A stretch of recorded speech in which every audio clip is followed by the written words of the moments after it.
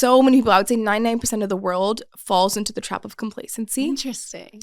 Where they're like, you know what, I got that 6-figure job. I can now buy my house. I can now have a family. And then they kind of stay in that state of comfort. And guess what happens? 20, 30 years later, they're actually the exact same person. Who wants to be complacent? Have you ever done an interview before? Not like this. This is exciting. Yeah, it is exciting. You know, I think for my first interview, I was so nervous. And I was so nervous, I wrapped around fully of no prep.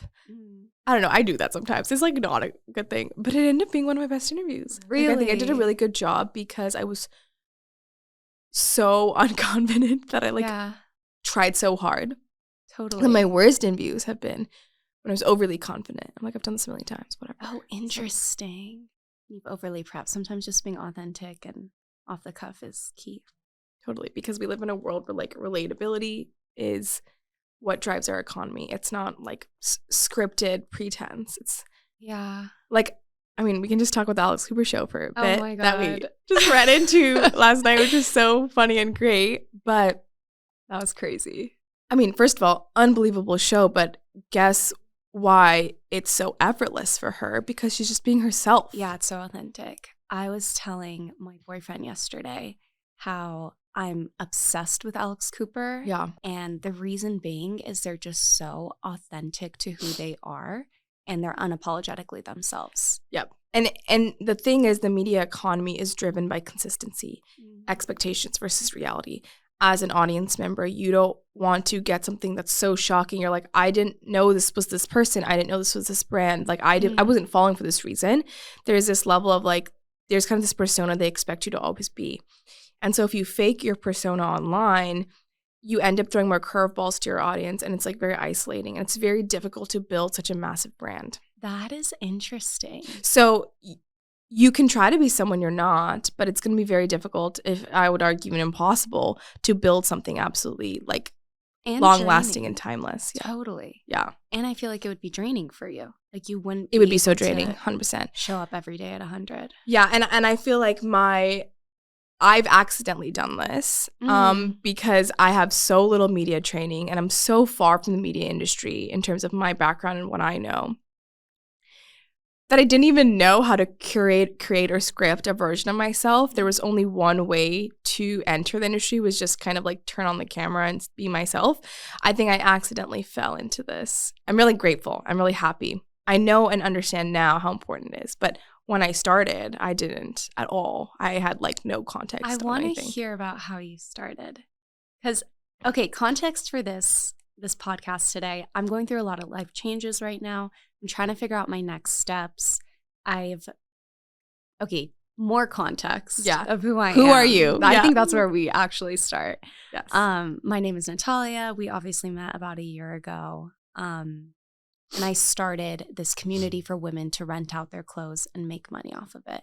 It really started as a way for me to get to wear beautiful pieces without spending a ton of money and only wearing them once. It just felt really wasteful. It was inspired by the way my sisters and I would share clothes growing up. And I just thought, why isn't there a way for all of us to do this on a large scale? And it literally started in my college dorm, and now we have thousands of women all over the U.S., from New York to San Francisco, sharing their closets and making thousands of dollars every month. So that's the background. We launched an app about 3 months ago now, and I'm in this phase of like, what's next? I finally hit this massive milestone, and I didn't really feel so fulfilled, to be honest. And I thought, like, for literally 4 years, I was like, once I launch this app, that's it for me. Like, it's going to explode. I'm going to take it to the next level. It's going to be amazing. Everything was just like on this theory of an app. And I remembered your story of how you started in big tech and then you made some transitions and now you're living in lots of different places. And I just want to learn more about, in this time where I'm figuring myself out, learn more about your story and how you got to where you are today. Yeah. First of all, I love talking about the topic of fulfillment because I think it's actually a conversation that can never be closed. Literally the purpose of life is to constantly be on this rat race for finding what is my purpose on this earth? What is the meaning of life? And I think not knowing the answer is actually what makes life fulfilling. Imagine if you knew the answer. Well, what's the point of anything? That is so You've already figured it out, right? What's the point of figuring anything out if you feel fulfilled? So first of all, the fact that you're even in a place where you're feeling unsettled is actually something that should be celebrated, because you're acknowledging and witnessing that you have great potential and that you're challenging that notion. What's more left for me? Because I know deep down that I'm capable of more. Like, you would not be asking yourself this question unless you believed you had more to give and that there was a lot more that you had to discover. Oh my gosh. So first of all, can we just celebrate that? Little reframe. I love that. No, and it's very true. I resonate with that. And even the most successful, we were just talking about Alice Cooper. You think Alice Cooper is fulfilled? Absolutely not. She has bigger dreams now. Totally. She's like, whoa, I can do this much, but I can do more, right? And so I don't know Alex Cooper, but I bet you she also similarly celebrates that. Yeah. And wanting to level up. Wanting to level up is something that we constantly put ourselves in a position where, I again don't feel good enough. I again feel like I'm not happy. I again feel like I did all this stuff and it's not giving me that satisfaction. And then we frame that in a really negative light. Wanting to grow is really good. Yeah. In some Guess what the alternative is? Complacency. Yeah. Who wants to be complacent? Not me. And so many people, I would say 99% of the world falls into the trap of complacency. Interesting. Where they're like, you know what? I got that 6-figure job. I can now buy my house. I can now have a family. I have this partner that I love. And then they kind of stay in that state of comfort and complacency. And guess what happens? 20, 30 years later, they're actually the exact same person. And I'm not trying to hate on them. I'm not trying to say that's not a path you can or should choose. In fact, I would argue those are some of the happiest people in the world.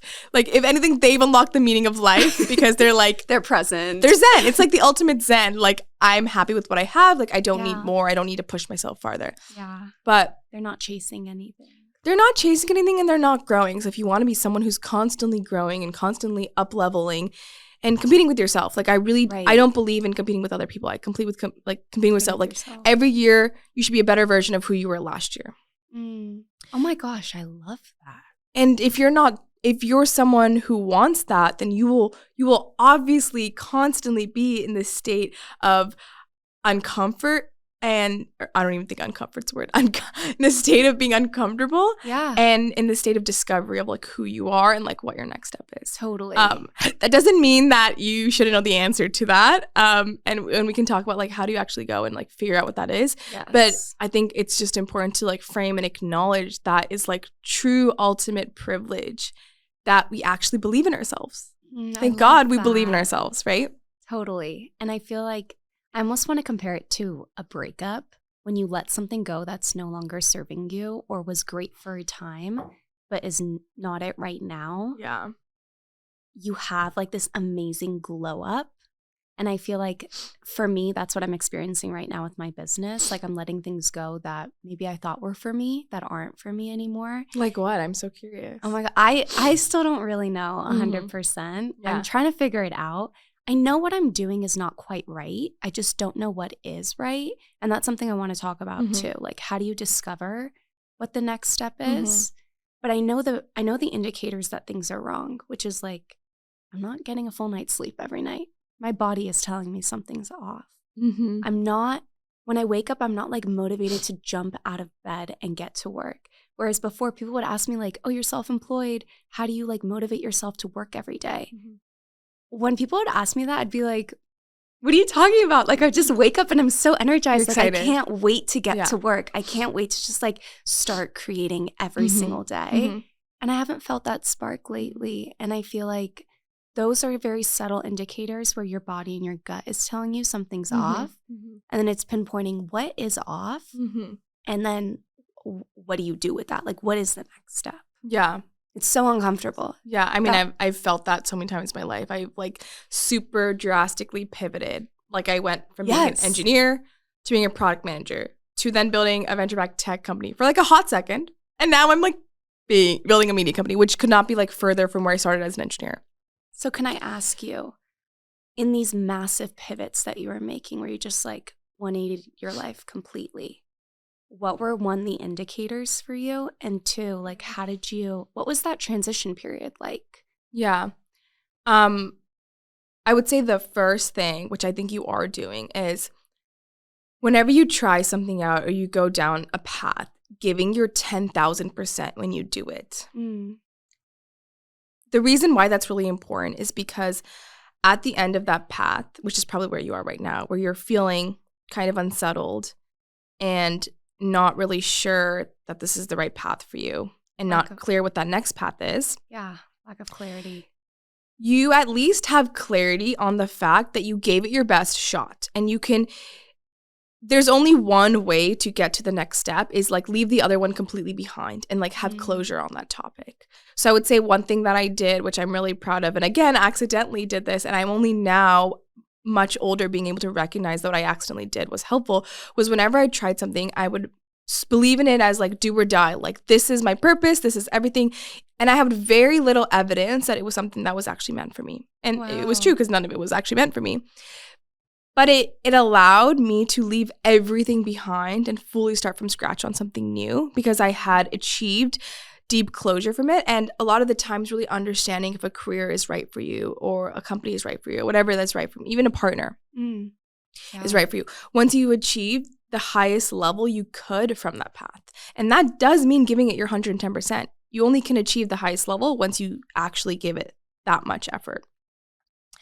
But then what happens when you're like, I have this closure now.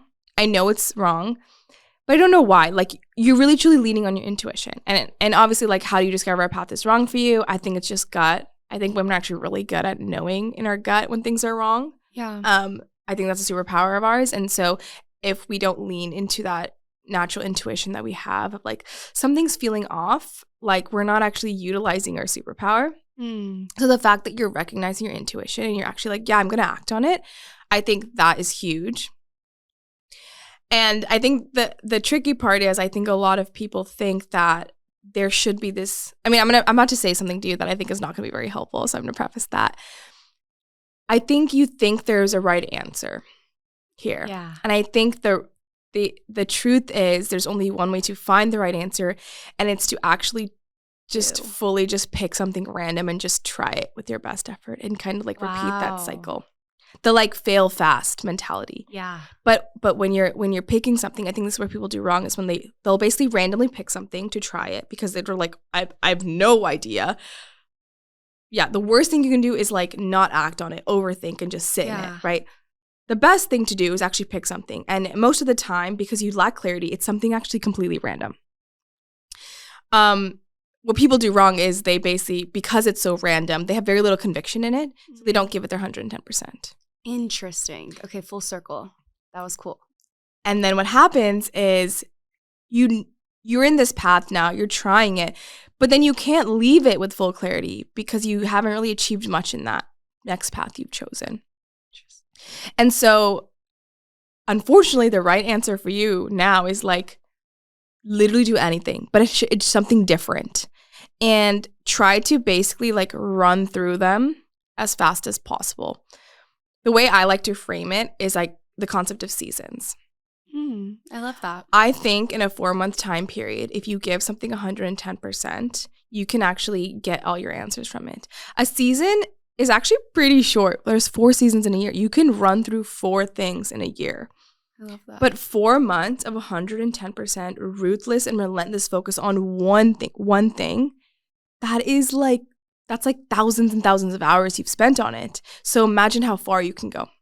I loved that. That was so helpful.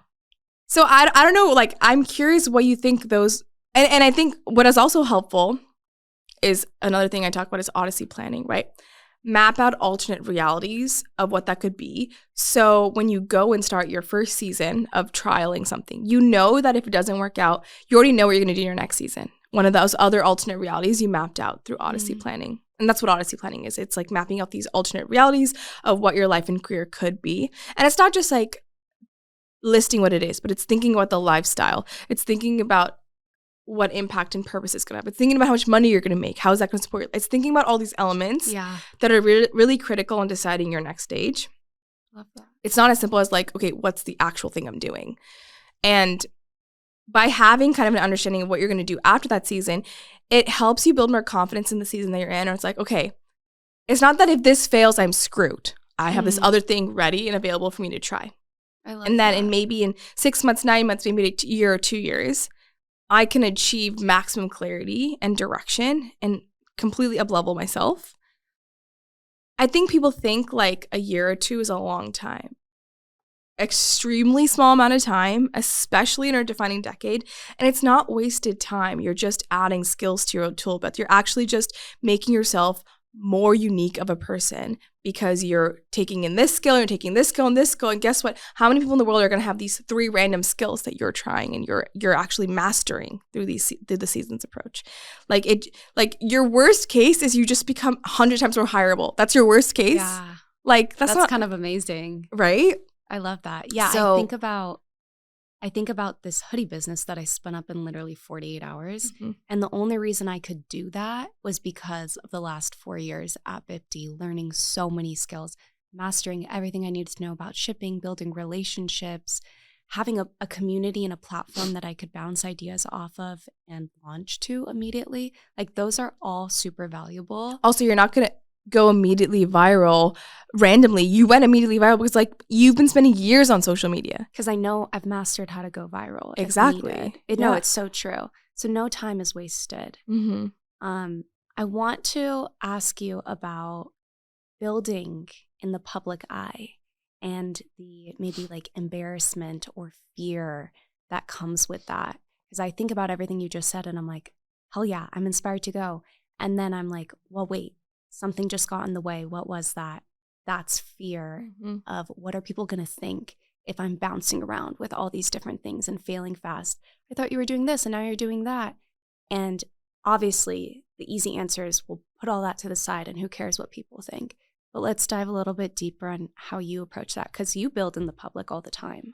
Yeah. Yeah, I mean, well, I'll start with saying that I have been canceled on the internet ruthlessly over 10 plus times. Like this is like thousands of comments, 0 positive comments, just thousands of people absolutely roasting me, decimating me. This has happened to me so many times. Guess what happens the next day? Everyone forgot about it. Why? Because people are not thinking about you. Nobody cares about you. Actually, the only person who cares about you is you. You're the center of your own universe. You're not the center of anyone else's universe. Like people have crazy short attention spans. And like if you think you're important enough to someone else that they're going to think about you tomorrow, I think that's just like already just like, you're just like, what universe are you living? That's like super like narcissistic and self-centered, I think. To think that someone else would actually care about you enough to remember that forever. Even remember that for longer than 48 hours. I love that. So I think that's like realizing and acknowledging that is like step 1. I definitely in the beginning felt like very fearful of this, of people judging me, especially in my community, which is like deeply rooted in technology. And I don't think media is like celebrated or encouraged. I did not grow up in that environment. And I definitely had my fair share of like backlash and judgment. It was really detaching other people's opinions of me by framing it in a way of like, when I die, like, what am I going to regret more? How everyone else thinks of me or how I think of myself? Wow. And I knew that if I continued to make my decisions and actions based on what other people thought of me, I would end up a very sad girl on my deathbed, basically unable to actually unlock my potential and the impact I wanted to make on the world because I listened to what everyone else was saying rather than like my own gut intuition and following my heart. What is the point of life if you're not following your heart? Like I just like, you're living for other people then. You're not like living for yourself. And the reason why people grow bitter and resentful is because they live for other people and then they expect those other people to live back for them. And then they don't because they're living for themselves. And then you get upset because no one's living for you. And then you're not really giving your soul and yourself that value and that justice. And that chance. Yeah.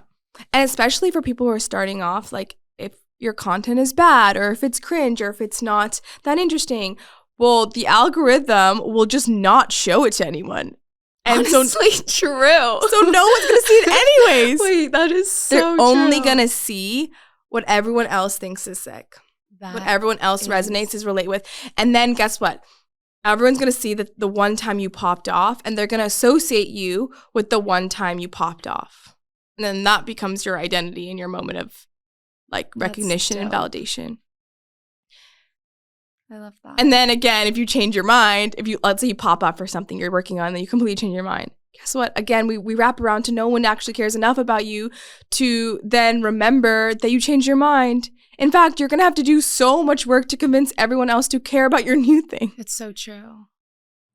So I think it's just like basically like putting yourself in third person and remembering that you're just like one speck on this universe and you're so unimportant. So like why are we all giving ourselves this much importance? And so many people, I would say 99% of the world falls into the trap of complacency. Interesting. Where they're like, you know what, I got that. I can now buy my house. I can now have a family. And then they kind of stay in that state of comfort and complacency. And guess what happens? 20, 30 years later, they're actually the exact same person who wants to be complacent. Not me. And when you're living for yourself and you're designing your life for you, then you're not limited by anyone's belief. Totally. And guess what? Like the best way you're going to actually be helpful to other people and impactful to other people is when you first help yourself. If you are helpless, how are you going to help someone else? So that I think actually women actually do a really bad job at this, is that they're so focused on helping other people. And I think it's biological, right? It comes from this maternal side of like giving to our community and like giving to the next generation. It's just like purely biological. Like we cannot even control this emotion.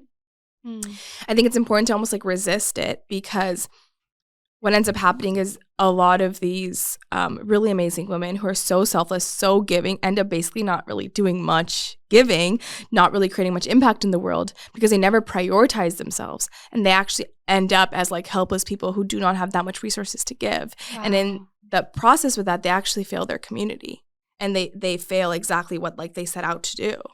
Wow. I love that. Yeah. Filling your own cup up first. They always say on airplanes, like, put your oxygen masks on before you help someone else. And it's such a simple thing, but I like to think about that visual, because if your cup is not full, you cannot fill anyone else. So let's talk about that. Let's talk about burnout. And when your cup is empty, how do you go about recharging and getting filled up again? Because sometimes when you're coming off of these really big pivots, one of the indicators is like your body's tired, your mind is tired, you have brain fog, you're burnt out. Can you talk a little bit about your experience with burnout, if you had any? Yeah, oh my God, so much. It's crazy. No, it's actually the worst. I was almost hospitalized multiple times. I've experienced burnout on an extreme level, but I'm also, because I've experienced this, I'm so grateful for the experiences, because I'm so good at never being burnt out now. It almost gives me 100 times more energy than the average person. And again, I'm going to go back to my seasons thing that I'm obsessed with, is when I give 4 months to something and I'm giving it so much to it constantly, I have to take an entire season break to recover, to have enough stamina to start another season. Wow. So I'm actually giving my body equal amount of rest as I am giving it like growth. And a lot of people say, well, obviously you're so tired after a season. You lived this extremely imbalanced life where you didn't prioritize your health, sleep, or relationships. Obviously, it's just a great recipe to crash and burn. That's true. But with that level of focus, you achieve extreme momentum in what you're doing. And in those 4 months, if you operate like that, you can achieve more than what someone can do in 5 years of a balanced 9 to 5. They're getting way more hours than you are in that one thing, but they are expending great energy on switching costs and continuously losing momentum every single day on what they're building. So they're taking 5 steps forward, they're taking 3 steps back. 5 steps forward, 3 steps back. Versus when you're operating in this like kind of intense grind state, you're not really taking any steps back. You're just taking steps forward. So you end up with much less time and much less hours achieving what someone would take years to achieve. I would rather, in that short amount of time, achieve something insane, utilize that leverage and that accomplishment, the next thing I'm doing, and then just take a 4-month vacation after that. Wow. That's exactly what I'm doing. I'm traveling for 2 months next week. I'm not going to work. I know that if I want to achieve my next level of growth when I come back, it's going to be really fucking hard. Like, there's no such thing as, okay, once you've achieved something, the next stage is easier. No, it only actually gets 10 times harder. To be better than what you were last year is always 10 times harder to up-level yourself, right? So I'm going to need insane amount of energy, insane amount of stamina. So what do I need to do? I need to take an insane vacation, 2 entire months off to be able to come to that energized and ready to push my boundaries of what I was capable of. I love that you say that because I think there's so much of a focus on just like constantly performing and grinding and achieving. And I personally feel like so much guilt when I'm not working or looking at my computer, knowing that I can and I should. And if I did, it would give so much. But the problem is, like you said, that's not sustainable. And when you're training for a marathon and you're running 20 miles a day, you need to be equally resting and recovering. Like your body literally cannot handle that. We're not machines. Even machines at a factory. They even need to be charged. They need to be charged. Yeah. Literally, our phones need to be charged. Our cars need to be filled up Nothing with gas. has infinite battery. Nothing does. And I feel like, I don't know why I feel so much guilt and shame when I like am not working or like focused on output. But I thank you for just making that more normalized and giving space. Yeah. I mean, it's literally in your best benefit to like take a break. Right. And I think some people will just take like a weekend off or a day off. And you're trying to recover from months of burnout in a day. Like the math's not mathing. Yeah, totally. And I think what I will preface and put a nuance here, it's much easier for me to do this as a solopreneur. I was about to say, I'm thinking about my team. Like how can I do that with my team right now? But yes, if you have your own, if you're a solopreneur and you're the only person.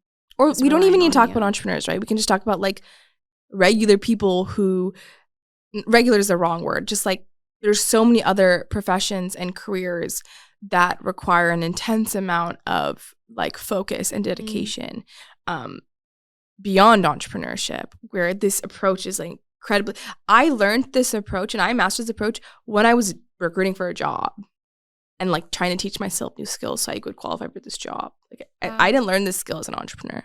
That's interesting. So it's definitely like not related to being an entrepreneur. But if you are an entrepreneur and you have a team, it is important to acknowledge that it's not so simple that you can just drop and take 2 months off. Peace out. I'm going to Mexico City. But maybe instead of working 15-hour days, maybe you can work 4-hour days and do the work up front to set your team up for success, that they don't need you for most things that they do usually. Totally. And that's just great leadership. That's where great leadership comes in play. Yeah. And even if I was focusing 15 hours a day. Totally. And acknowledging that during that time, your company's probably not going to grow. You're just trying to maintain your company. But let's say you do the seasons approach with your company. 4 months, you grow 10x. 4 months, you take off. You grow nothing. And then you come back again next 4 months, you grow another 10x. Well, guess what happens in those, okay, is this season even 4 months? I guess the season's 3 months. I've been saying it's 4 months the whole time. Whatever. 3, 4 months. Doesn't matter. Math is math. The point is after whatever that 9 months, let's say season's 3 months, you come back, you've still grown 20x. But if you continuously operate in this burnout mentality from 9 to 5 every single day, then maybe at the end of 9 months, you've only grown 2x or 3x. Which one would you rather have? Would you rather be 4 months off but 20x growth, or no time off but then you were just burnt out the entire time and like barely grew at all? And I think it's framing it like you just did, where no, I'm not being lazy. No, I'm not just traveling the world. This is actually time filling up my cup so that I can come back and perform at my highest level. And I'm ready to grind and I'm energized to, because I know what I'm capable of when I'm at my best self and when it's flowing. When it's flowing, it's like unstoppable.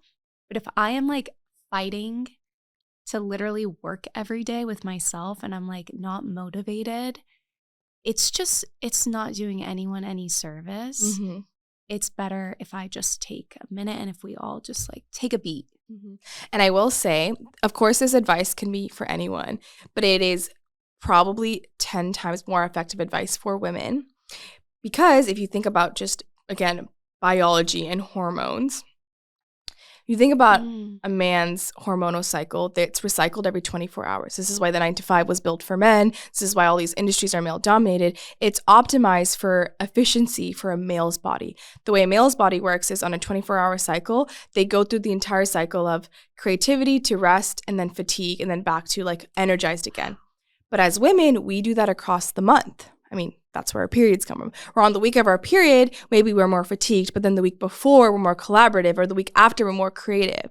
And so the seasons approach, what it does is it helps us see our efficiency and our creativity and our collaboration and things that unlock our highest potential across a different time frame than that 9 to 5 day. I love that. And as women, like, I think it's silly to fight biology. I think instead we should like work with the strengths of our biology. But what happens is like the society that we've been born into and these workforces that demand us to do the Monday to Friday 9 to 5, built for their bodies, built for their productivity, we feel like we have to participate in that society in order to be accepted, in order to be successful. And I'm not saying it's simple to push back from that, but I think it's important to acknowledge that there's a reason why there's some weeks you're feeling a little more tired and there's other weeks you're feeling like jam-packed, ready to go, you know? That is so interesting. Yeah, I have noticed that even when I'm on TikTok or I'm content creating, there's about 1 week a month where I just go viral. And it's because my energy is there and I don't know how to explain it. It must be some period of my cycle. But it's probably like the period of a cycle where you're like extra creative. Yes, most energy, most creative, most confident. And then there's times where I feel like a lot of fatigue. But it's interesting, during those times I feel very intuitive. I do a lot of reflecting. I like kind of plan out what's working, what's not working, strategize. It's quiet time. But it is fascinating if you like, and we're an all female company, and what if we just changed our structure? Yeah. To that's so true. cycle sync our No, our literally team. your whole company is going to be like 10 times more productive. Totally. This sounds ridiculous. Maybe it's like every month you take an entire week off. Yeah. And you guys literally all cycle sync that. I mean, it's actually absurd. It sounds ridiculous. But also, is it that crazy? Is it that ridiculous? I don't know. I mean, I think most companies don't have the privilege of being all female. Right. So we get trapped in this, like, Totally. how do we collaborate and participate with the other people at our company? But Totally. honestly, I would want to push back on that and say, well, you know yourself the best. Do the work to understand your strengths and weaknesses and when you operate, and then do your diligence to communicate that with the other team of when you're going to do what and how you're going to collaborate with them, so that you're not operating on everyone else's schedule. You're operating on your own schedule, and like people are commenting to that. Guess what? It's in everyone's best interest because the company will just do better if you perform better. I was going to say, it'll be in the numbers too. Like it'll be in the performance will show. Yeah. And I think it's like, I think that this requires you to be like very intuitive with your body. Mm-hmm. Yeah. And confident in yourself. And confident in yourself and to trust yourself. And so I don't think it's something that like you can just like spin up overnight. I think give yourself the grace of like 6 to 8 months to even figure that out. Yeah. And work towards it. I love that. But I mean, step 1 is like acknowledging that your body doesn't work on a 24-hour clock because it's just like not the biology we were born in. Yeah. I have a theory. Okay. It's not fully teased out yet, but I think we're in this new wave of feminism and female empowerment where, okay, maybe for my grandma, she wasn't able to vote, or she wasn't able to leave her husband because he literally was in charge of all the finances and she couldn't open a bank account. Then there's my mom who like, she can work, and she can vote and she has all these privileges and power that a man does. And now we're in like this new phase where you can be successful if you maybe lean more into your masculine energy and you adopt this like 9 to 5 and I can do everything a man can do and I can do it better. But I wonder if we're entering a new phase or maybe in the next 10 years with this Barbie movie and like all the movements that have been happening where women actually realize that their feminine energy is just as powerful in a very different way. So trying to not looking for success and power by trying to be more like a man, but really embracing and shifting, right? Like let's change from the 9 to 5 to, I don't know, cycle sync. That's random, but like small things like that. Mm-hmm. Or focusing more on like collaboration and creativity and metrics that are hard to measure instead of being like so, I don't know, more like masculine attributes. What are your thoughts on all that? Oh my God, totally. I mean, you said it so well. We can even take gender fully out of the picture and talk about it from an individual basis. Everyone has a superpower. 0 people do not have a superpower. The best people in the world, the most successful in the world, do the work to figure out what their superpower is and 10x it. That's so interesting. To become top 1% in something, right? Like, we can talk about all these icons, but when you really drill down and boil down to like why they're so famous or why they're so successful, it always comes down to one thing they uniquely do best in the world. And the reason why they became so iconic was because they recognized it and they full speed on that. And for women, a lot of our times, our superpower is something that's maybe particularly feminine or like particularly stereotyped or looked down upon because of like, again, false dichotomy of the side when where people are just negatively talking about these things or these qualities. But again, if we're moving into this new wave of feminism where a lot of these more feminine qualities can be celebrated and more women like you speak up and show, hey, I'm doing all this really cool stuff, I'm building companies, I'm doing all this stuff, then more younger women can see, okay, this girl's leaning into her feminine and look at all the social validation she got because of it, all the success she got because of it. Maybe it is now a safe space. It's more okay for me to lean into that part of me that's particularly feminine that is actually my unique superpower. I mean, we can just talk about like the Taylor Swifts and Sabrina Carpenters of the world who have said, I'm going to lean into my most girly side. And they've like literally built economies on top of them. Crazy. I mean, that's not like. And I think having, like you said, role models and visuals, people you can actually look at. I get asked this question a lot, like, who's your role model? Like, who do you, and I think 10 years ago, I couldn't answer that question. And I'm still trying to figure that out for myself because there's not a ton of them, but there's more now, which is great. But who do you look up to? Anybody? Who are your role models? I actually hate this question. I get asked it a lot because to really innovate and to be on the frontier of something, you can't be the exact version of someone else. Yeah. So if you hyperfixate on one role model and you try to be everything they are, do everything they do, you're going to fail because you're not actually creating something new in the world. So what I like to do is like for all the things that I'm trying to be good at or I'm trying to build, I have a role model for that. I love that. Then what I can do is I can take the best of all these role models and all these different things and create a new version of me that's taking the best of all these people that I look up to. So like if you said, okay, who's your role model in, writing in scaling your newsletter? Okay, that's like one very small part of like my broader business. I would say, okay, I really look up to Sam Parr because he was one of the earliest people into the newsletter industry and he figured out a way to scale and eventually sell that company to a tech company, which I think is very novel and interesting, blah, blah, blah. He paved pathways for more newsletters to come out. And so he's not like my role model for like everything in life. But when it comes to like building a newsletter, I have studied his like path really closely. I've looked at his writing very closely. I have read up on like how he went about his journey, and he's my role model for everything I think and do for newsletters. And so similarly, like Alex Cooper, for example, we'll talk about her. As clearly, it was like we just went to her show yesterday. It's like very top of mind. I deeply, deeply look up to her for podcasting and how she actually curates her personal brand and makes every single person who experiences her make her feel relatable and that you're a part of her story and that you are like, she's talking about her life, but you still feel like a hero in your life because she's like helping herself be relatable and like almost like give you advice for how you need to exist and make decisions. Okay. Obviously, I don't have a sex podcast, right? Or obviously, I'm not talking about like relationship advice, but she is clearly like the best in the world at communication on a podcast and representing and portraying her personal brand and extending it to like her audience and bringing them along the journey. There's so much I can learn from that and bring it to like the conversation I want to have and the brand that I want to build.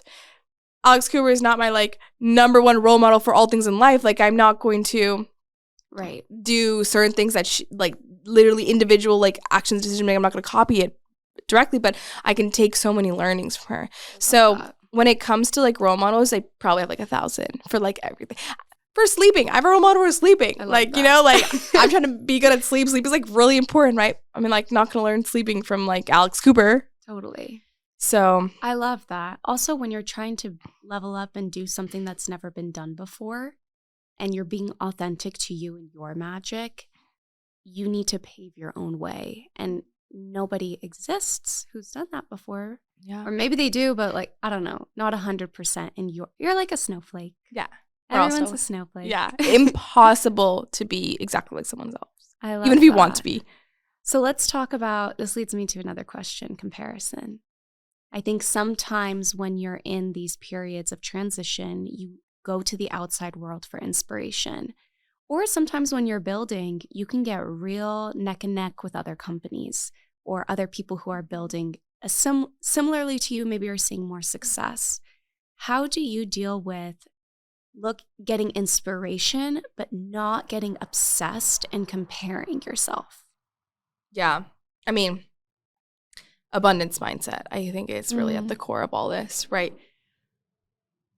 For a market to be competitive and to exist, and for the only way to prove that what you're building is lucrative and has merit is if there are other people in your market building. So simply by the fact that competition exists validates your need to keep building. So first of all, like remembering that if there's no competition, you're fucked. You're probably building in a space that is not lucrative, is not a good idea, is not solving a real problem.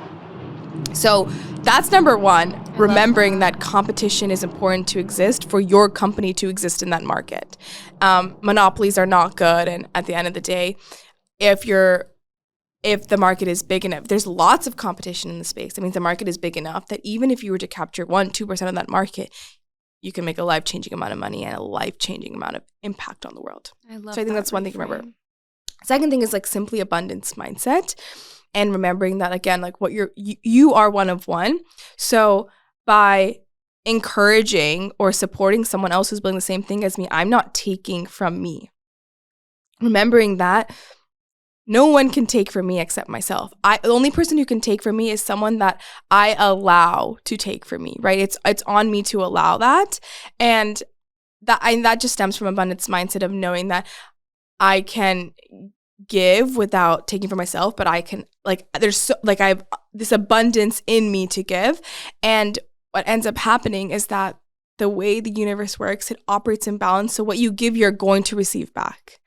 And at the true core of what makes you actually successful at the end of the day is your willingness to show up in the morning and consistently continue at your craft and have high work ethic and believe in yourself every single day. Like that's 90% of the battle. It's not because someone else is doing something or taking from you. Like you can You can literally be a better artist than Taylor Swift in the world. It's super possible. Still making the same pop music, for women, whatever. It's just boils down to your execution at the end of the day. And I think like Sabrina Carpenter doesn't feel competitive to us. They have the exact same audience and make very similar. They're not competitive. They know that both can exist. And in fact, if they empower each other, actually, they both exist at a higher level. And I think this is like simply like abundance mindset. Oh, I love that. Mm-hmm. Yes. I feel like befriending and empowering the person who you could perceive as your enemy is a superpower. And I think that makes a huge impact on where you're going and like being proud of yourself in the long run too. That's beautiful. I am curious about we're going to be jumping to a completely different direction. Okay, I love it. But do you consider yourself a lucky person? And what is your relationship to luck versus opportunity versus just hard work and work ethic? Yeah. Oh my God. Such an interesting topic. I've actually thought about this deeply, and I've changed my mind on this tons of times.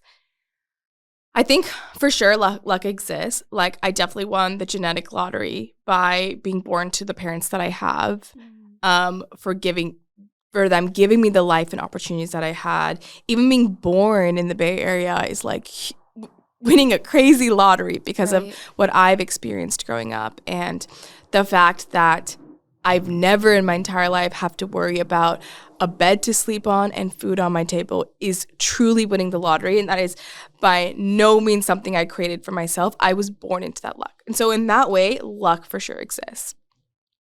But I also don't necessarily believe in this concept of like, I'm successful because I got lucky, or that I got this opportunity because I got lucky. I really believe that luck is something that can be created based upon how you increase the surface area of yourself in the real world and in the digital world. So are you going to networking events? Are you posting online? Are you talking about what you're building with your friends? Are you consistently like seeking and reaching out to build new relations? Like, these are all ways to increase your surface area of luck, so that random person who has this opportunity for you and just thought of you as a perfect person to fill that spot because you're right in front of them, or you just posted something yesterday and that like you were top of mind. Yeah, that is lucky, but like you created that luck for yourself by existing online or existing in that room. That's manufacturing luck. I even think about last night with the hoodie at Alex Cooper. Mm-hmm. That was the most incredible mix of luck. Wait, you have to tell people what happened. Okay, so I have these hoodies, the You're Healing He's Balding hoodie, that I created as a joke during my season of what the fuck is going on with my life. And I went to Alex Cooper last night, the Unveils tour, and I was wearing it, and all the girls kept coming up to me being like, oh my God, I love your hoodie. Can I take a picture? This happens all the time. I'm like, of course, do your thing. And there's one part of her segment where she's like, I'm going to come into the audience. And she came down. We weren't like up on the front row by any means, but we were I could access the front if I needed to. There wasn't a ton of security. Mm-hmm. And she was coming through the aisles, and my girlfriend was like, if she comes by us, we should take a video of like your hoodie and Alex Cooper in the background. And I'm like, that's dope. Let's definitely do that. She didn't come by us. And then she actually was going to go back up on the stage. And I was like, oh, we missed our chance. Like, that sucks. And then she decided to come back down. And my friend was like, just go up to the front. Like, go up to her. And in that moment, I was like, oh my God, am I going to do this right now? Like, that's terrifying. Yeah. But I was shaking and I was like, fuck it, let's go. Like, I'm going to look back at this moment and regret it if I don't. So I have to just like turn off my brain and do it. 3, 2, 1, let's go. We're moving. So we walked to the front. Oh, wait, I love that. Can you say that again? Turn off your brain, just do it. Yeah, literally. 3, 2, 1, go. Your brain, just do it. 3, 2, 1, we're walking. Like, let's go. Sometimes that's all it takes. Like, you need to just like turn off all logic. Turn off all logic, turn off thinking. Just close move your body. Eyes, 3, 2, 1, start taking action and move. And that was it. And I just like moved to the front, and I was like, what am I about to say to this girl right now? Like, her microphone's on, she's interacting with everyone, and I just we lock eyes, and I'm like, Alex, check out the hoodie I made. And I turned around, I throw up the hood. She reads it. She's like, this girl's wearing a You're Healing Keys balding hoodie. And the crowd goes crazy. And she looks at me and she's like, yes, girl, yes. And that moment, like, I won't forget it. It was just like so validating to see someone who I'm so inspired by give me that. And then I freaking blacked out and I had no idea what happened. Turned around. That's when I ran into you. But those are the moments where it's because I heard that and I was like, she's here. I'm finding her. That's my girl. Yeah. And then I saw you and I was like, double what is going on? But I think those are the moments where it's like, that was pure luck, right? I decided to wear the hoodie that day. We happened to be sitting like in an area that was accessible to get to the front. She decided to come down. I didn't know she was going to come down during the segment. But it was also like taking action and creating the future that you want for yourself. And I'm so grateful that my friend sitting next to me was like, you should go and do that. But you also listened. But I listened and I took the action. And you also wore the hoodie and you went to the show. Like, I also made the hoodie. You also made the hoodie. No, totally. It's the perfect blend. So I think like... Yeah. You could have easily sat at home and not gone. It's so true. Yeah. I feel like it's maybe the word that we're looking for is like opportunistic, where it's this blend of being really lucky, but really it's finding opportunities in small moments. Like I could have just sat there and or even just taken a selfie with her, or even walked with a shorter stride. Totally, instead of and less confidence. Exactly. And you know what I was thinking of doing? I was like, oh well, how is she going to take a video of Alex Cooper reading it, because the video will be on this side, so how is you going to see the hoodie and that? But then I saw your video and somehow it just worked out. It just, you know what? And that's the magic of life. Sometimes it just flows like don't overthink it, basically. Like most things are not that deep. Like it'll just happen. Yeah, and you can kind of craft it in a way too. Like this morning I was like, all right, I got this short 7-second video to work with. How am I going to spin this to make it work? So then I shot another video kind of telling the story and clipped it all together because I think that expresses it better. But I think like the world is going to give you little tiny wins, and it's your job to go out and maximize and create what you want out of it. Like you're not going to get, here's $10 million, go have fun, but you're going to get like little small things. So I'm going to answer my own question. Yes, I think it's a perfect blend of luck and hard work. And if you can be opportunistic and maximize, you have a recipe for success. 100%. Yeah. I love that. It's also like very similar to the paradox between destiny and free will. Yes, totally. It was your destiny for that moment to happen, but it was your free will that created the sweatshirt that showed up to the event that actually went to the front, you know? Like I didn't go to the front. Yeah. Right? Yeah. That's not destiny that I didn't go to the front. I didn't actually take the action of going to the front. That is so interesting. Yeah.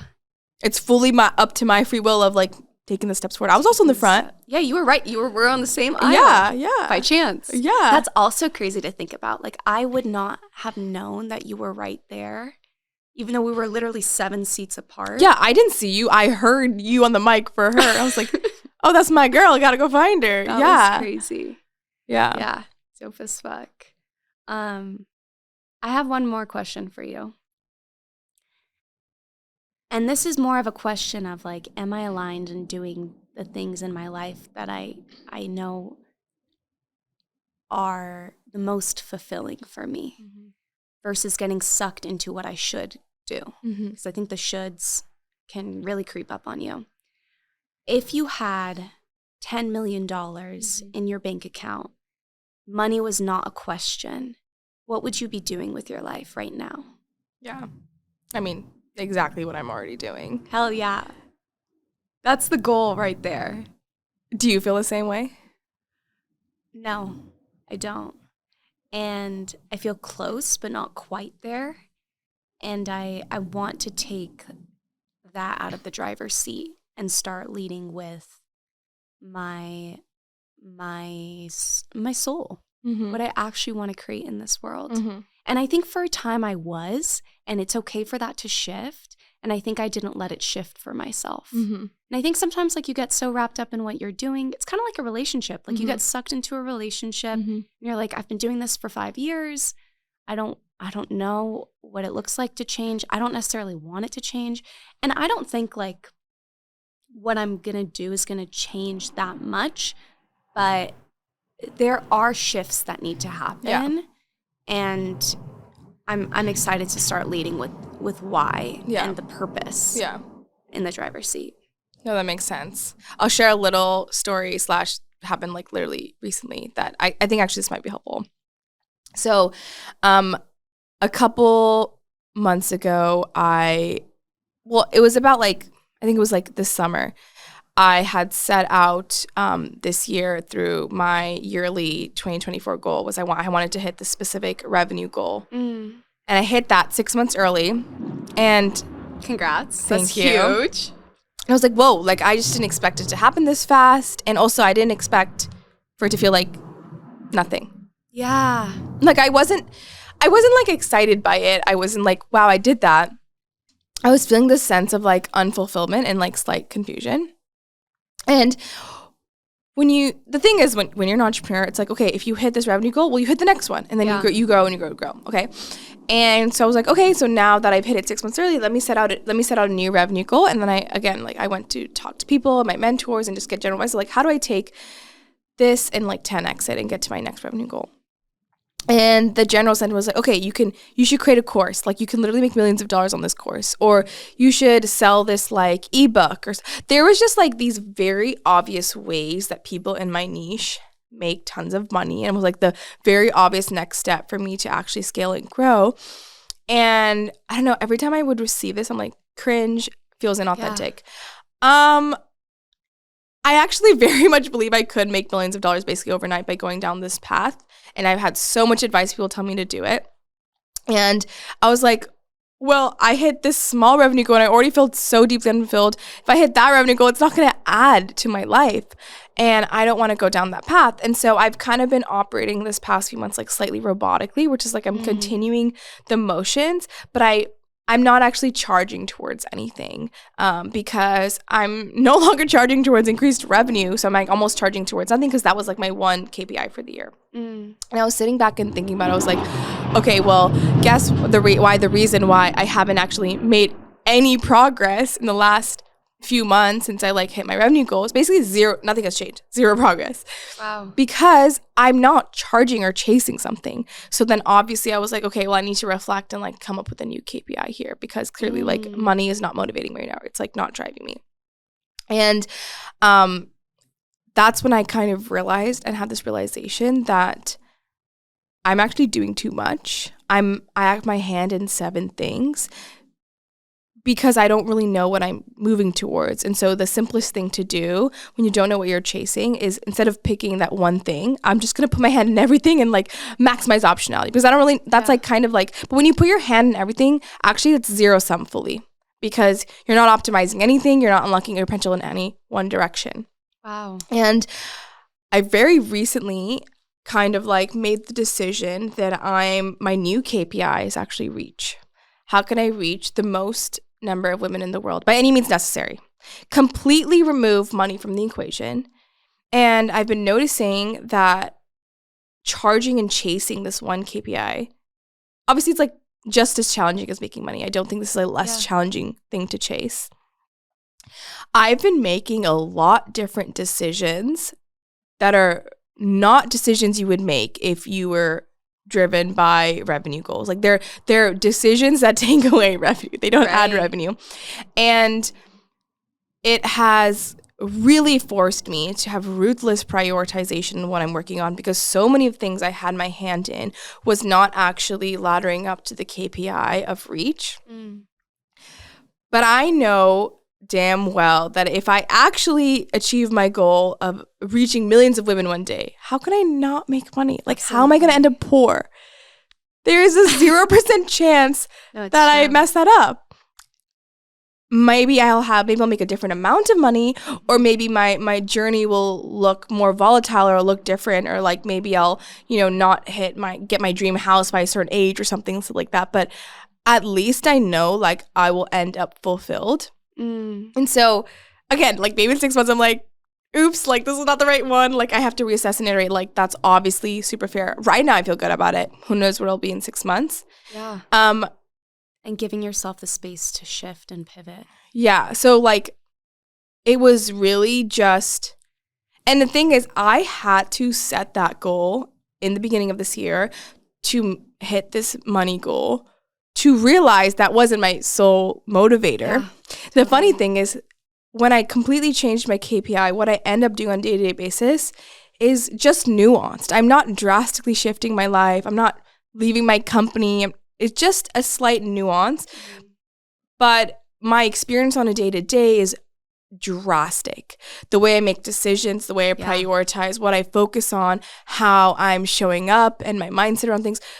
Things like going to Alex Cooper's show. If my goal was money, I would not have ended up at that show, because how she makes money is not how I will ever make money, because we operate in very different parts of media, which I think is obvious.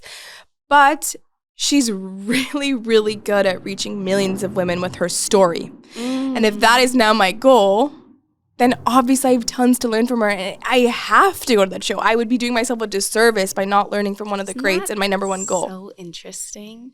So this is not necessarily advice. You can take what you want from it. But I think like thinking about really what is that KPI that you can chase that deeply fulfills your core motivation. And then everything you have to shift around that in terms of your day-to-day, what you focus on, what your next step actually becomes crystal clear. Yeah. Yeah, I think once you have you read the book Start With Why by Simon Sinek? No, but I definitely should. It's my favorite book. It's really good. It's all about like having a real purpose or a reason behind what you're doing and why you're doing it, and leading with that. So don't focus on the what or the how, but if you focus on the why, like you said, the decision-making becomes crystal clear. Your daily routine becomes clear. You just align everything, even how you dress, how you think, how you show up to this world. Everything is reprioritized for you because you just attach it to this vision or this goal. And I think where it starts to get challenging is you can listen to like outside voices sometimes.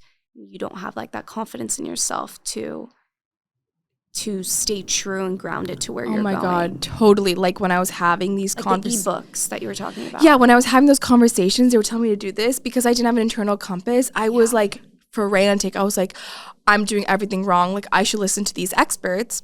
But now that my KPI is so clear, I'm like, I cannot do that. That is by charging people is the opposite of reach and expansion. I'm actually gatekeeping it even more. I'm actually closing off the circles to less people. I actually have to give more for free.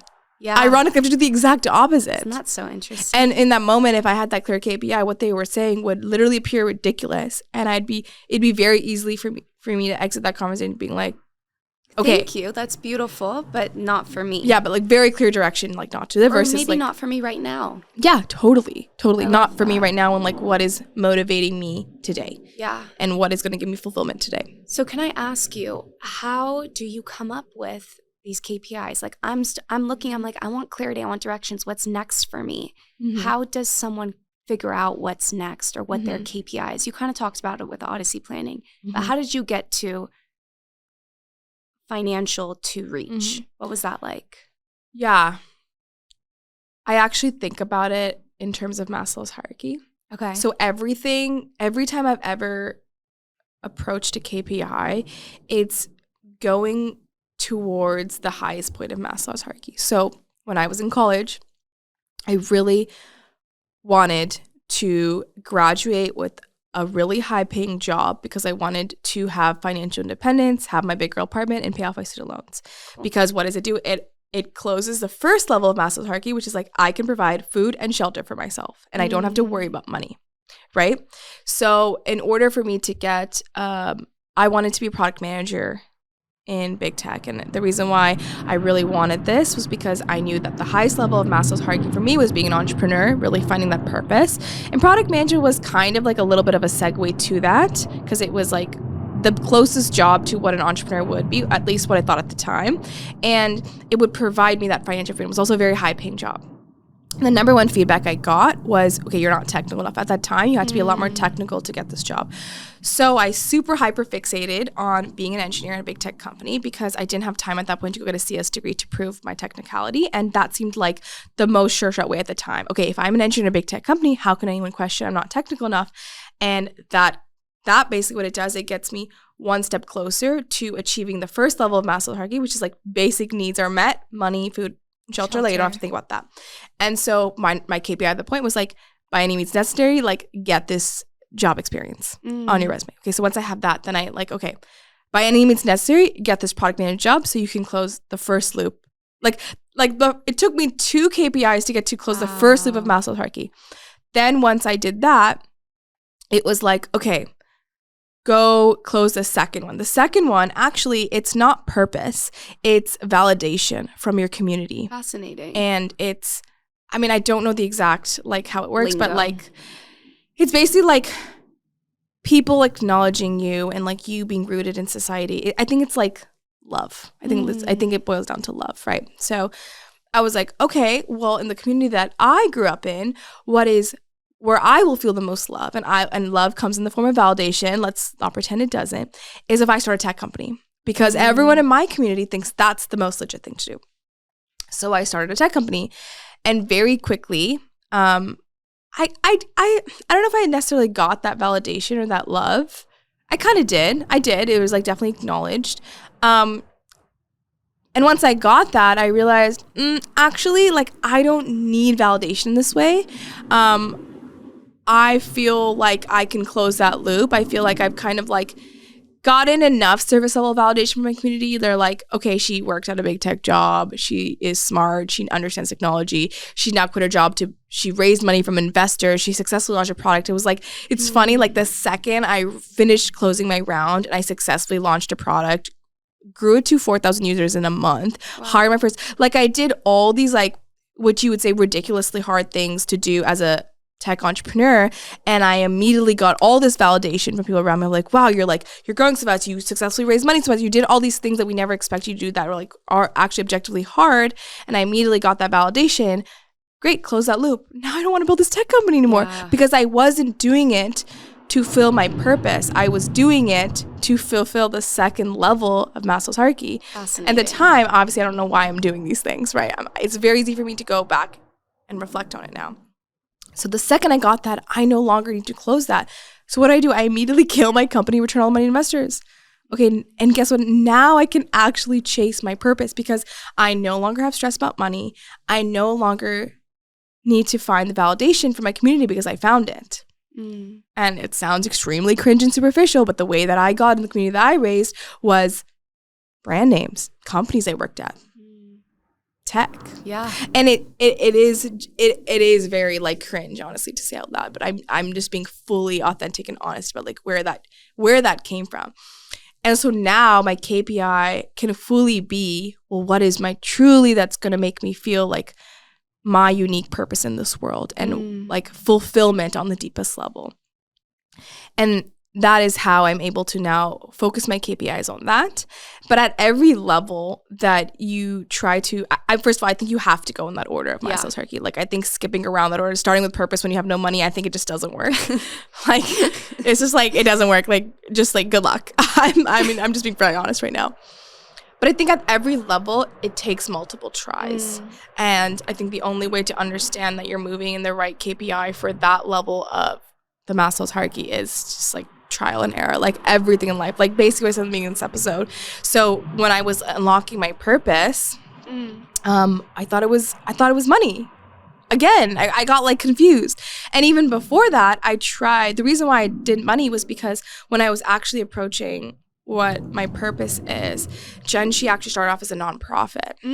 Interesting. Completely Completely opposite of money-minded. Fascinating. And I was not able to unlock my purpose because I just did not have enough resources on the ground to continue to scale myself and grow. So I almost overcorrected. I was like, okay, if I just make so much money, I can truly unlock my purpose. And then I was like, it was just like so confusing. And I was like, I've been building Genshi for 6 years. Wow. And Genshi is truly my life's purpose. You know, I have no idea where it's going to be in 5 years. Maybe it's not even a media company. I don't even know. But the point is that, like, I've been trying to Genchi has evolved in a million different ways, and it will continue to evolve and become a million different ways because it is just my iterative process of finding my purpose. And Genshi's just me. Like it's not really It's beautiful. Like I can't ever let go of Genchi because it would be like letting go of my purpose. Yeah. Like the company is just evolving with me as I try to figure out this question and I've definitely not figured it out. And I love, first off, that was absolutely beautiful. Thank you for sharing that. That I think people don't express the journey enough. They just look at the person who's made it and they're like, well, why can't I be that? Or how am I not there yet? Well, you just explained 6 years in the making of having that long-term vision and like literally building up the steps and going up the staircase. So that's huge. And I feel like being able to let yourself iterate and not even see it as failure because there's just so much baggage attached to that word failure. Instead, seeing it as like lessons, just iterating and creating. Just like I feel like I reinvent myself every couple of years or honestly every couple of months. Like every year it's a new year, you have new goals. We all are setting our New Year's resolutions. Like people want to just keep growing. I'm not the same person I was at 18 or at 12 or at 21. And that's really beautiful. And I hope I keep changing and shifting. And why shouldn't a company evolve with you? Yeah. So I love that you said that. I feel like I'm putting so many pieces together for myself right now. God. Yeah, don't try to separate your identity with your company. You're just not going to build a great company then. Especially if your heart and soul is in it and it's truly your purpose instead of something that's just like a money-making machine. I think sometimes living in SF, it can feel like people are just building to sell or just building to like for the cash, to be frank. Which most of them are. I mean, it's just a lot of people are. Yeah. But I found after living here for almost a year now that doesn't fill me. Mm-hmm. And I'm gonna burn out for sure. Yes. So I'm excited to. I was just talking to a founder before you came, and she was struggling with this concept of like putting her face on the identity, like her identity is completely separate to the identity of her company, and she's very much intentionally kept it very separate. And I was like, I don't know. I just think that's not a good idea because you're basically training your mind that your company is separate from you, and then you're going to make different decisions because of it. Building a company is like truly unlocking greatness. It's genuinely one of the hardest things you could do. It is definitely a level of greatness if you build a successful company. But the path to greatness was never a selfless path. It's actually the most selfish path, the path towards greatness, because you have to put yourself at the forefront of that greatness. And you are the center of that universe. You are the center of the universe of that company that is unlocking that greatness. And so, you should be the face of the company. Like you aren't separate from the company, and making it out to be because you want to be this like selfless, like disattached identity to your brand, just not going to work in today's economy. And if like, it's better to just acknowledge that if you pursue it in more of a selfish way of like, you're unlocking your core like purpose and your fulfillment through the company. The company is a vehicle for you to achieve your highest level of Maslow's hierarchy. How can you say that's selfless? That's the most selfish thing. You're like fully focused on your internal highest state. Wow. And so instead of us pretending that this like what we're doing is this selfless thing for the world, why don't we just acknowledge actually it's deeply selfish and just be like, that's fine. That's at least we're doing some things for ourselves. And if you can accept that and then also create something that's authentic to you and you feel proud of, because I think sometimes people get stopped because, or I notice for myself at least, when I'm making the same content and it just feels dry and dull and I don't feel like inspired to do it, it's probably because like it's not authentic and true. It's just going for followers. It's going after sales. It's going after users, all things that are KPIs that don't really speak to my heart. So I feel like, yes, I can be. I mean, it's great that we're talking about this because it's actually something I've been thinking about a lot. I'm like, am I going to be the face of this company, or can I like have a more private life? Because I love my privacy. And I think if I was creating content authentically with things that actually fill me up, I would have no issue doing it. I actually would want to do it. Like I'd be inspired to do that. Mm-hmm. But it's when you're building for the wrong reasons, let's say, or like, and only you can decide that for yourself. Like you need to kind of like be in tune. So what do you think is stopping you from being the face of your company and really going all in on content about you, whether or not it aligns with your brand or not? I think I feel like I just don't like what the company has turned into. And I don't want to connect my identity to that anymore. Can you pause for 1 second? Yeah. There's too much light on your face.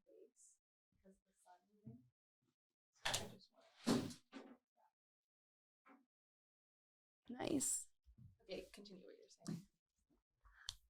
Yeah, I feel like that, and that's like in very small, subtle ways, right? Like fundraising, for example, having different stakeholders and people that I need to answer to, and their goals being what's leading the company. And now their goals are important because they're financially invested in your company. Right, exactly. And their goals are important because they are financially invested in my company. Yeah. No, it makes perfect sense. Their goals might not be wrong, but they might not be your goals. Right. And I feel like if I'm compromising some of my values, and it didn't feel like that at the time because I was like, well, I need this. This is a vehicle to get to what I actually want. But I'm realizing, and it's great to learn, like maybe taking that and like pushing this company forward with that top of mind is just like not it. So yeah, but I think if I was building for me, like honestly right now, I feel like the company would be more of a community, and it would really be about empowering women to feel like the best, happiest, most confident version of themselves. Absolutely, clothing would be involved and beautiful clothing. Such an important part of that story. It's such an important part of that story. It's also such an important part of my story because I was the closet, and I still am the closet that everyone borrows from in my family and my friend group. And I just truly think clothing can give you access to look good, feel good. Like you just feel your most powerful and beautiful. Oh my God, this could not be more true. It could not be. And I feel like that's just one part of it. And leaning more into the why that we're talking about rather than like, oh, we're just making the peer-to-peer clothing rental marketplace, literally like that phrase haunts me because it just feels so transactional. We're a community for women to share clothes with each other. And there's such a difference. And if you lean into that story and you allow yourself to be free with that, I bet you're going to have more users and more money and more rentals than you've ever could possibly imagine. Isn't that interesting? And I think the best companies know that they have to really create deep community within the company and brand that they're building to actually unlock that emotional attachment with their customers. That is what truly supercharges growth within, because their customers feel so bought into the vision. They feel a part of it. Yeah. How easy it is to buy something you feel a part of. Yeah, 100%. I mean, that's the case with so many brands I look up to. Yeah.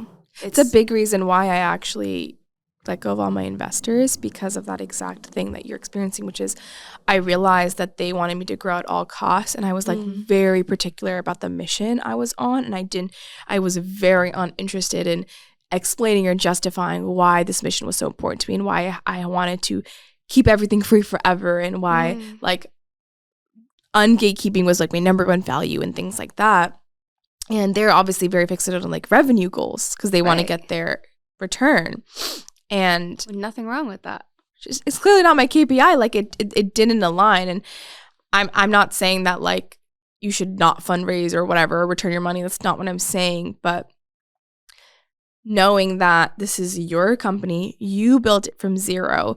You have the greatest seat at the table to say exactly what you want. And it is going to be impossible that by you saying super true to why you started it, will you not actually end up making all these investors way more money. And I mean, we know so many examples of some of the greatest entrepreneurs, from the Airbnb CEO to like Elon Musk, whatever. We could just talk about all these examples where their board members or investors told them A, but then they went in B direction and ended up being win-win for everyone else at the end of the day. Yeah. So you have to believe in your inner greatness, because you're the one who started it. Like, they didn't start it. Like, that the greatness of the company like comes from you, and being okay with the fact that sometimes they're going to say something and you're just not going to do it. You're just not going to do it, because guess who knows your company best? You know your company best. Yeah. No one knows your company better than you. No, it's so true. So, and has the vision too. I think it takes a deep like conviction in yourself, and also just deep conviction in what you're chasing and where you're going, and then resilience to like stand by that, and commitment to stand by that. I love that. That even though all these people who have stake in your company are telling you to go in a different direction, you can stand by what you believe in. And have like, years of experience and have done this a million times. Yeah. Yeah. So this is my permission to you as an investor who invests in companies and also has opinions. Yeah. That I do not know better than the founder of the company.